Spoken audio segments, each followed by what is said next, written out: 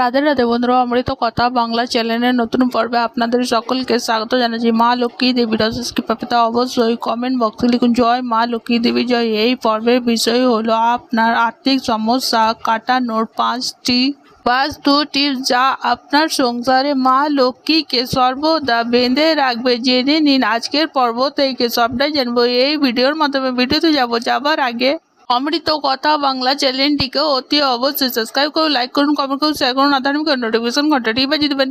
অনেক সময় আমরা প্রচুর পরিশ্রম করলেও সেই অনুসারে অর্থ উপার্জন করতে পারি না এবং আর্থিক কষ্ট আমাদের দিনকে দিন বাড়তে থাকে। বিশেষ কিছু বাস্তু দোষ বা বাস্তু টিপসের কারণে এই সমস্যায় অনেকেই সম্মুখীন হই, আর অনেকেই হয়তো ভাবি এর থেকে হয়তো দ্রুত মুক্তি মিলবে না, আর্থিক কষ্ট সারা জীবন বয়ে বেড়াতে হবে। বাস্তুশাস্ত্রে প্রতিটি প্রতিকারই রয়েছে। আপনি এই কাজগুলি করুন, যার মাধ্যমে দেবী লক্ষ্মীর কৃপা আপনার সংসারে বজায় থাকবে, আর্থিক কষ্ট দূর হবে, মিলবে মানসিক শান্তি। প্রথমত হলো বাঁশি। ভগবান শ্রীকৃষ্ণের হাতে আমরা বাঁশি দেখি। বাঁশি ছাড়া শ্রীকৃষ্ণের ছবি বা মূর্তি নেই। প্রত্যেকটি বাড়িতেই বাঁশি রাখা খুবই শুভ বলে মনে করা হয়। অনেকে আর্থিক সমস্যা থেকে মুক্তি পেতে বাড়িতে বাঁশি অবশ্যই রাখুন।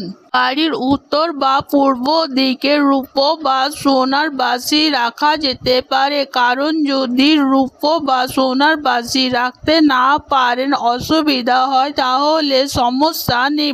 বাঁশের তৈরি বাঁশি আপনি রাখতে পারেন বাড়ির উত্তর বা পূর্ব দিকে। এতে মা লক্ষ্মীর কৃপায় আপনার সংসারে বজায় থাকবে। কারো যদি বাড়িতে শিক্ষা, ব্যবসা বা চাকরির ক্ষেত্রে বাধা আসে, তাহলে বেডরুমে 2টি বাঁশি রাখুন, উপকার মিলবে, সেই সঙ্গে আর্থিক শান্তিও পাবেন। 2 নম্বর, বাড়িতে গণেশের মূর্তি রাখুন। যদি কোনো ব্যক্তি বাড়িতে ভগবান গণেশের ছবি বা মূর্তি রাখেন, তাহলে সেটিও খুবই শুভ বলে মনে করা হয়। গণেশের পুজো যে কোনো দেবী দেবতার পুজোর আগে করা হয়। তিনি হলেন সিদ্ধিদাতা এবং বিঘ্ন বিনাশী। এই কারণে যদি কোনো ব্যক্তি বাড়িতে গণেশের মূর্তি বা ছবি রাখে, তাহলে বেশি শুভ ফল লাভ হয়। এতে বাড়িতে ধন সম্পদ আসে। উত্তর পূর্ব দিকে গণেশের ছবি রাখতে পারেন এমন জায়গায় ছবিটি রাখবেন যেখানে ছবিটি সবারই চোখে পড়বে, তাহলে উপকার হবে। নম্বর 3, মা লক্ষ্মী এবং কুবের দেবতার যন্ত্র বাড়িতে রাখতে পারেন। বাড়িতে মা লক্ষ্মী এবং কুবের দেবের যন্ত্রটি নিয়ে আসুন। এটি বাড়িতে রাখলে ধন সম্পদ এবং অর্থের অভাব হয় না। ধন সম্পদ বৃদ্ধির জন্য বাড়িতে লক্ষ্মী কুবেরের যন্ত্র রাখা খুবই দরকার, কারণ মা লক্ষ্মী সম্পদের দেবী। দেবী লক্ষ্মী কৃপা ছাড়া কোনো মানুষই বড় হতে পারেন না। আর আয় বাড়াতে কুবেরের যন্ত্র রাখা খুবই জরুরি। অর্থ আসবে কারণ এরা একে অপরের পরিপূরক। কুবের মহারাজ উত্তর দিকের অধিপতি, তাই সর্বদা উত্তর দিকে কুবেরের মূর্তি বা মা লক্ষ্মী কুবেরের যন্ত্র রাখবেন।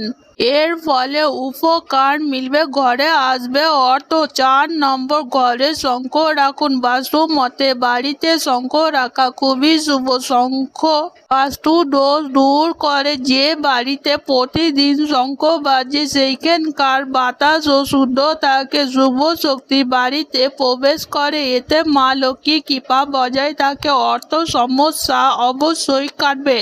5 নম্বর, বাড়িতে একমুখী নারকেল রাখতে পারেন, কারণ নারকেলকে কুঞ্জ বলা হয়। নারকেলকে দেবী লক্ষ্মীর রূপ হিসাবে ধরা হয়। এক কথায় একমুখী নারকেলকে অত্যন্ত শুভ বলে মনে করা হয়। বিশেষত সেই বাড়িতে পুজো হয়, সেখানে মা লক্ষ্মী বিরাজমান করেন।